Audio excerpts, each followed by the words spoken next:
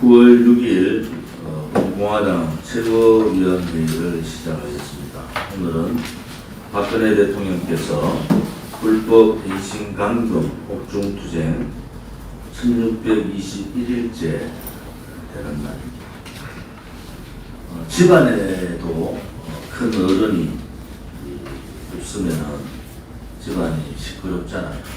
대한민국에는 정말 올바른 생각을 가진 큰 어른이 계시지 않구나라는 생각을 합니다.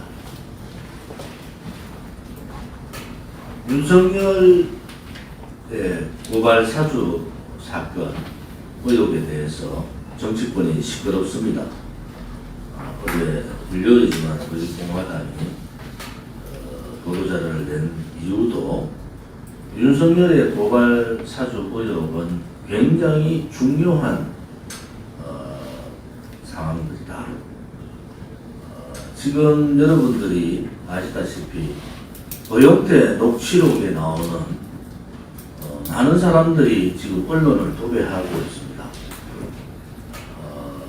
오영태가 이 박근혜 대통령의 탄핵에 대해서 어떤 여러 가지 사항들을 전개를 할 때 나왔던 인물들, 모 검사, 김의경, 이진동 이러한 이름들이 요즘 언론을 도배하고 있습니다.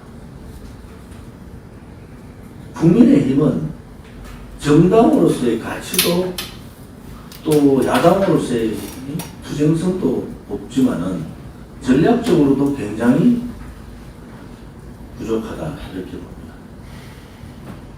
왜 이 시점에서 탄핵에 앞장섰던 주동자들이 언론을 도배하고 있는가? 이 부분에 대해서 우리 공화당은 예의주시하고 있습니다. 윤석열은 지금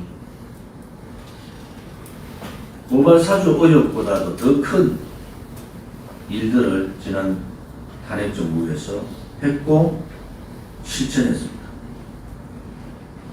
1000여 명을 조사하고 200명을 감옥 보내고 5사람이 항합수사에 못 견뎌서 자살하고 내물 한 푼 받지 않은 박근혜 대통령을 경제공동체, 제3자 뇌물죄, 묵시적 청탁이라는 말도 안 되는 법적 용어를 만들어내면서 33년형을 때렸습니다. 인과응보라는 얘기가 있죠. 죄 없는 대통령에 대한 그 악행들이 그대로 윤석열한테 다시 되돌려지고 있다라는 생각을 하면서 역시 거짓의 세력들, 불의의 세력들은 그 범죄에서 벗어날 수가 없다. 그 심판을 반드시 받을 것이다. 박영수 특검 검사들 그렇게 하늘을 찌르던 박근혜 대통령과 자유우파들을 그렇게 강압적 수사를 하고 가짜 태블릿 PC를 들고 나오고 박근혜 대통령에 대한 구속 연장 상황에 제가 그때 14일 단식할 때입니다. 연장 사유가 없는데도 구속 시한을 연장하고 기후에 벌어졌던 특검들의 거짓행위, 국민을 속이는 기만행위. 우리 공화당은 그 당시 그 상황들을 조목조목 반박했고 조목조목 그들과 싸웠습니다. 그들이 대한민국의 최선의 선이냐, 그들이 가장 도덕적이냐, 그들이 대한민국 국민을 정말 정의롭게 대변하느냐 그들 때 우리는 그들의 거짓을 낱낱이 밝혔고 그 투쟁 기간이 5년이 지난 겁니다. 지금 어떻습니까? 박영수 특검 책임자는 나이 어린 가짜 수선업자한테 포르쉐 차량을 받는 그런 행위들을 하면서 그렇게 박근혜 대통령 앞에 당당했던 그자들은 포르쉐를 빌려서 썼다는 둥 국민들이 납득할 수 없는 거짓말을 하고 또 거기에 특검 검사들이 연루되고 있고 거기에 김무성 소위 탄핵 배신자들의 세력들이 굴비에 끼듯이 엮여 있는 겁니다. 결국 오래 가지 못한 겁니다. 이번 윤석열 도발 사주 의혹 사건을 보면서 윤석열도 제대로 정신 차리기를 바랍니다. 아니라 하지 말고 본인 스스로 특검을 요청하고 본인 스스로 모든 것을 밝히겠다는 의지를 밝혀야 됩니다. 그냥 아니니까 고소고발하겠다 이것으로 국민의 의혹을 잠들 수가 없다. 그래서 우리 공화당은 윤석열 무도 고발 사주 의혹 사건에 대해서 적극적인 특검을 요구합니다. 윤석열 고발 사주 의혹을 분명히 제대로 밝혀야 합니다. 그것이 사실인지 그렇지 않으면 정치 공작인지에 대한 부분들은 이번 대선판에 큰 변곡점이 될 가능성이 높습니다.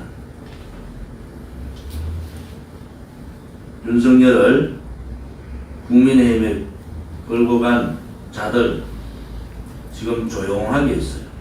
그 자들이 나서서 해보십시오. 정진석, 권선동, 장제원 그들이 윤석열을 얼마나 잘 지키는지 저는 똑똑히 지켜보겠습니다. 솔직히 말씀드리면은 특검을 하라는 이유는 이것은 정치 공작적 냄새가 짙다는 겁니다. 우리 공화당이 윤석열을 도저히 용서할 수 없지만은 정치 공작에는 동의할 수 없다는 거예요. 명명백백하게 이것을 밝히는 것이 우리 공화당이 요구하는 겁니다. 기다렸다는 듯이 민주당의 대선 후보들은 윤석열 물어뜯기를 하고 있습니다. 소위 같은 당에 있는 국힘당의 대선 후보들도 하이에나처럼 윤석열을 물어뜯습니다. 윤석열이 무너지면은 그렇게 윤석열을 자랑하던 그 국회의원들, 박근혜 대통령 탄핵 정국의 태극기를 들었던 지금 윤석열을 지지하는 그 사람들은 어디로 갈 것인가? 우리 공화당은 항상 그랬습니다. 사람 따라가지 마라. 가치를 따라가야 되고 진실을 따라가야 되고 정의를 따라가야 되고 미래 세대의 희망을 따라가야 된다. 그것은 국민의 바닷속에 풍덩 뛰어들어서 국민과 함께 가야 된다. 이것이 우리 공화당이 지금까지 가져왔던 기조지 않습니까? 사람 따라가지 마라.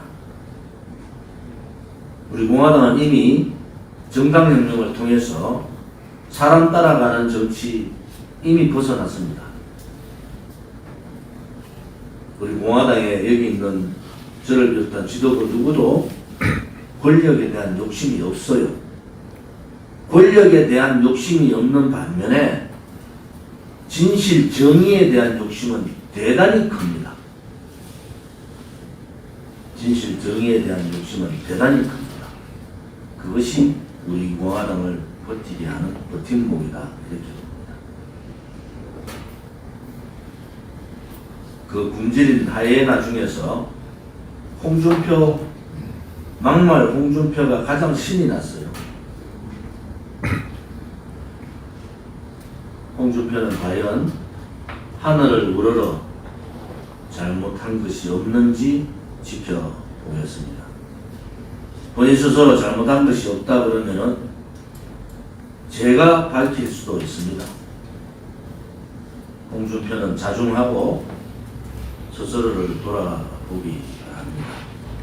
왜 홍준표의 오른팔, 왼팔이 한 사람은 자살을 하고 한 사람은 감옥 가기 직전까지 그렇게 홍준표를 원망했던가도 홍준표 스스로 돌이켜봐야 합니다.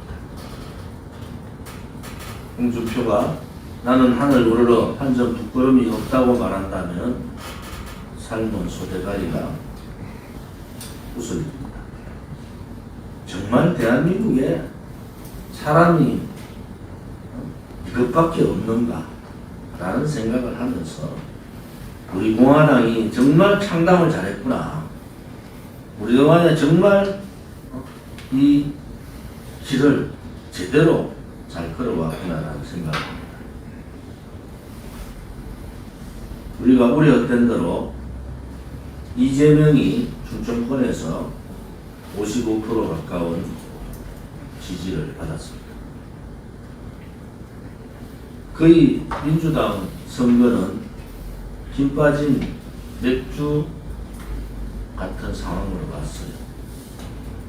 반격할 수 있는 힘도, 이재명을 꺾을 수 있는 힘도 없습니다.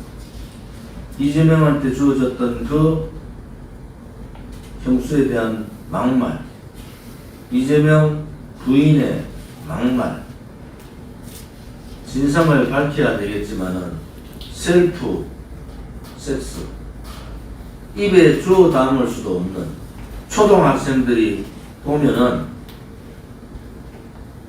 화면을 꺼야 될 그러한 비도덕적, 비양심적 인간이 대한민국을 대표한다. 정말로 상상하기 어려운 상황들이 보고 있습니다. 이재명의 대한민국 정말 상상하기 싫습니다. 또한 이재명의 근본적인 더 큰 문제는 대한민국 자유민주주의 체제에 대한 정체성이 없다는 거예요.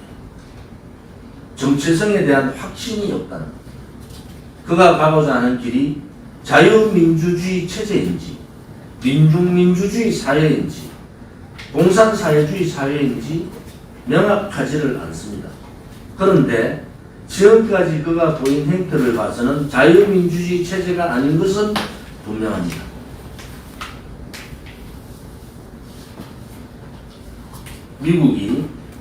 미군이 광복 이후에 한반도에 와서 점령군이라는 표현을 쓴 것은 맞아요. 그렇다고 지금 미군을 보고 점령군이었다는 표현을 하는 사람은 이재명 같은 소위 생각이 빨간 사람들만 하고 있습니다. 소련이 북한을 장악하고 북한 보고 거짓으로 소련은 해방군이라고 얘기했습니다. 대한민국 국민 중에서 소련을 해방군이라고 생각하는 사람이 누가 있습니까? 소련이야말로 점령군이 아니었습니까? 그런데 이재명은 이것을 뒤바꾸어서 미국의 점령군 논리를 펴고 있습니다. 또 하나 그가 주장하고 있는 한미동맹 해체 뿐만 아니라 전작권 문제, 그동안에 그가 했던 친중행각, 친북행각을 우리는 똑똑히 보고 왔습니다. 경기도 중에서도 그가 했던 여러 가지 일들을 보십시오.